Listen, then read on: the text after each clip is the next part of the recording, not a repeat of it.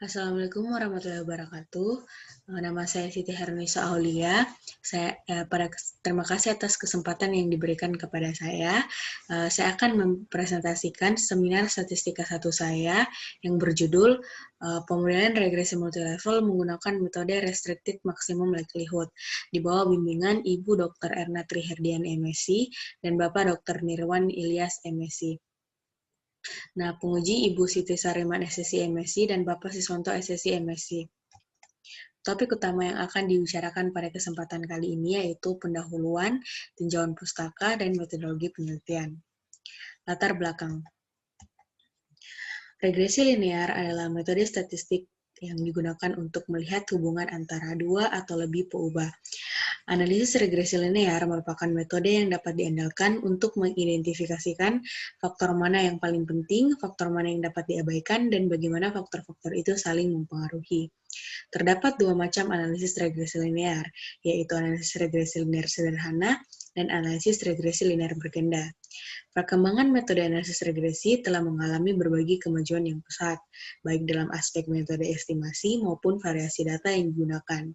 Salah satu pengembangan dari analisis regresi linear sederhana yaitu model multilevel.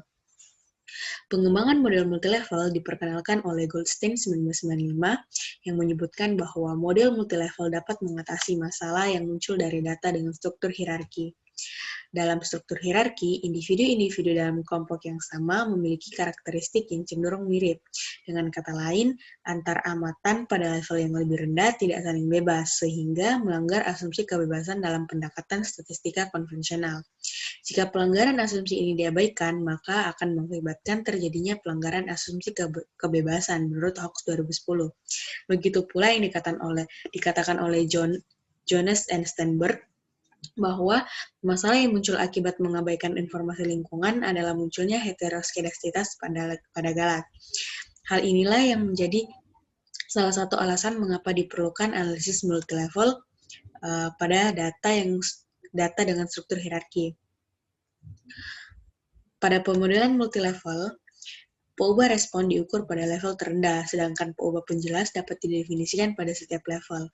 Penelitian mengenai interaksi antara peubah-peubah yang mencirikan individu dengan peubah-peubah yang mencirikan kelompok dikenal sebagai penelitian multilevel. Model multilevel yang paling sederhana yaitu model dua level, yang dimana level ke-1 adalah data individu dan level 2 adalah data kelompok, menurut West dan kawan-kawan 2007. Nah, penerapan multilevel hampir pada semua bidang kehidupan seperti kesehatan, pemasaran, sosial, ekonomi, dan tidak terkecuali pendidikan. Di era modern seperti saat ini, banyak penelitian yang dilakukan dengan menggunakan data yang diambil dari kelompok-kelompok yang membawahi unit-unit pengamatan. Sebagai contoh, penelitian dalam bidang sosial dan kependudukan, keberatan penduduk di suatu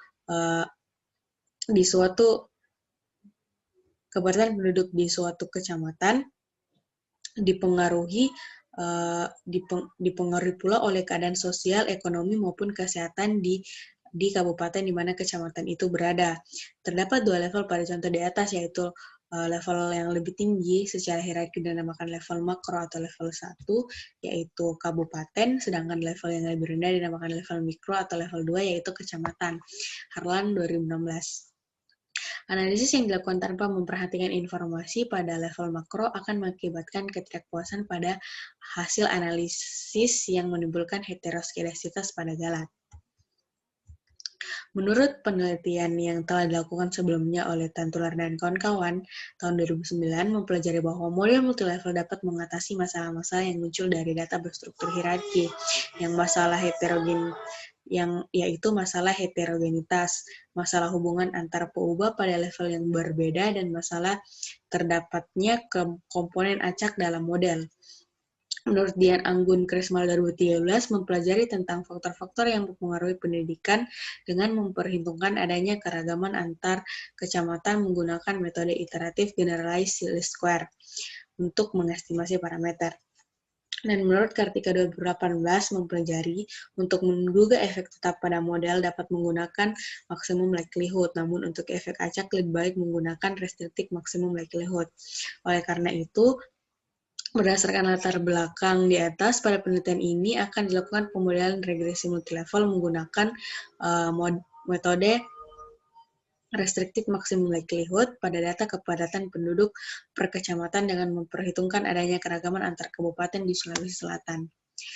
Ya, selanjutnya beralih ke rumusan masalah. Yang pertama yaitu bagaimana menaksir parameter model regresi multilevel menggunakan maximum likelihood dan restricted maximum likelihood.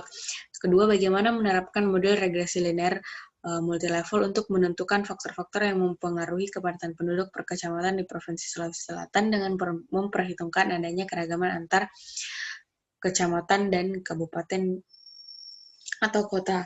Batasan masalahnya yaitu agar penelitian tidak menyimpang, maka batasan masalah yang diberikan yaitu dilakukan model regresi dua level dengan asumsi data berheterogenitas. Kemudian tujuan penelitian yang pertama menaksir parameter model regresi multilevel menggunakan MLE dan RML. Yang kedua menerapkan model regresi linear multilevel untuk menentukan faktor-faktor yang mempengaruhi kepadatan penduduk per kecamatan di Provinsi Sulawesi Selatan dengan memperhitungkan adanya keragaman antar kecamatan dan kabupaten atau kota. Manfaat penelitian yaitu dapat menambah ilmu tentang model regresi multilevel dengan metode MLE dan RML. Tinjauan pustaka. Yang pertama yaitu model regresi linear dari N. Smith 1998, model regresi dua level Hawks 2010, penduga parameter MLE dan RML, penduga koefisien korelasi interkelas, pemilihan model terbaik, dan koefisien determinasi. Dan selanjutnya, metodologi penelitian mencakup sumber data, identifikasi variabel, analisis data, dan diagram Allier. Pertama, sumber data. Data yang digunakan dalam penelitian ini adalah data sekunder yang diperoleh dari BPS tentang data kepadatan penduduk per kecamatan di Provinsi Sulawesi Selatan tahun 2018 dengan jumlah kabupaten sebanyak 24 dan jumlah kecamatan sebanyak 307, sehingga jumlah pengamatan pada penelitian ini sebanyak 307 observasi. Kemudian identifikasi variabel. Di sini saya menggunakan dua level, di mana level pertama dilambangkan, POBA level pertama dilambangkan sebagai X dan POBA level 2 dilambangkan sebagai Z.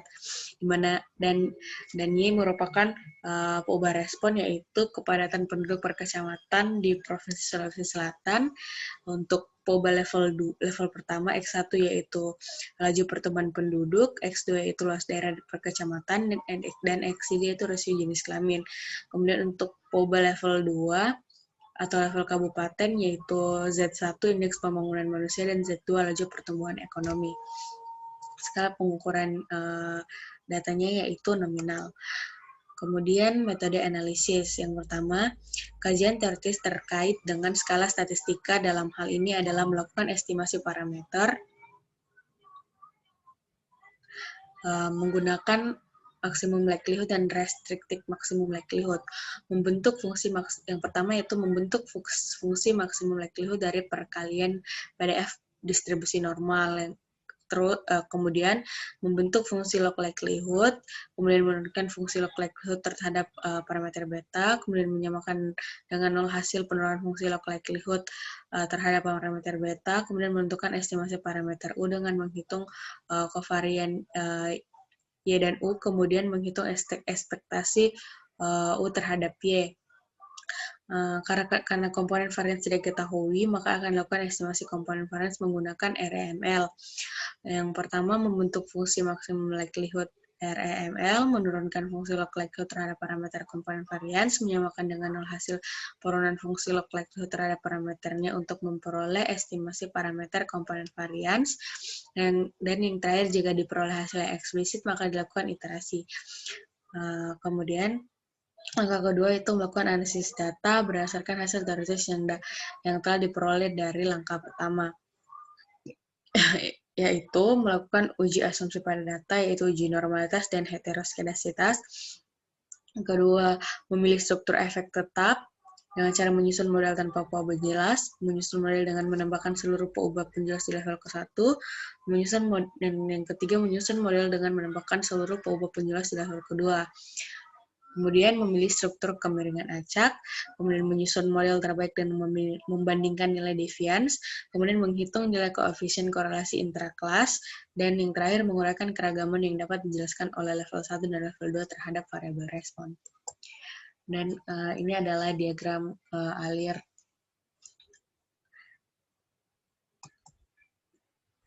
pustaka. Terima kasih.